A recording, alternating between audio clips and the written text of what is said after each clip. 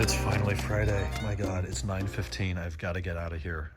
My car is clean. That was a couple hours today, split up between, or kind of in between other jobs and tasks. Hadn't been done in a few weeks, so I took off a nice layer of dirt and everything's all shiny again. 540's back from the coating sublet, but not done. So he's having issues programming the ROM or whatever chip inside the cluster on the original cluster for this car, the one that has nice perfect pixels and my gauge rings, and the one that I want to put back in this car.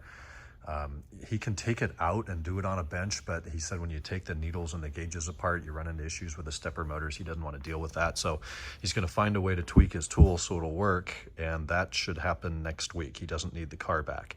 I need the car back today, late day today or early Monday, because I've got to take it into the paint place to have them. They want the car for 2 days so they can paint sample and try to get the paint to match for the bumpers and the trims and the mirror cap that are going to be painted, and that's Monday morning. So the car got dropped off there along with the bumpers and trims and whatnot. Then hopefully mid next week, when I'm picking this back up, like Wednesday, I'll get the car back before the bumpers are done, I suspect.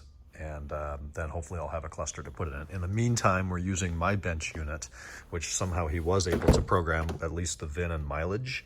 So it has a working cluster. It's just no gauge rings. And I bought, there's the cheapest one on eBay. I just wanted one that worked. It's the gateway for all the coding in the car.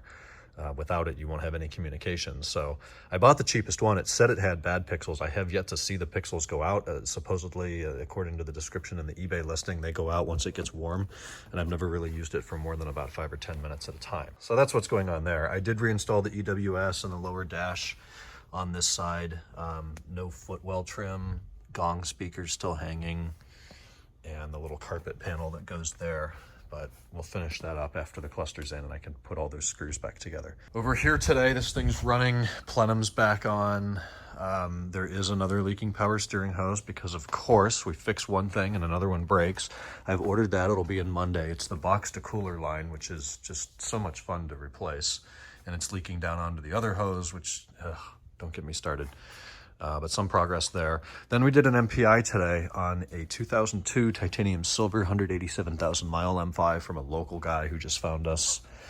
Car's not here. It was a quick in and out MPI today. So normal stuff. Pretty nice car overall. The confusing thing is he's just replaced his outer tie rods, his front straight arms, his front curved arms. The tires are fairly new and balanced. The wheels are straight. There's a tiny bend, but not enough to cause this issue. And at 50 miles an hour, braking from like 60 to 40, the whole steering wheel violently shakes. It's really bad, but the wheels are tight on the car. I don't see anything wrong with the suspension.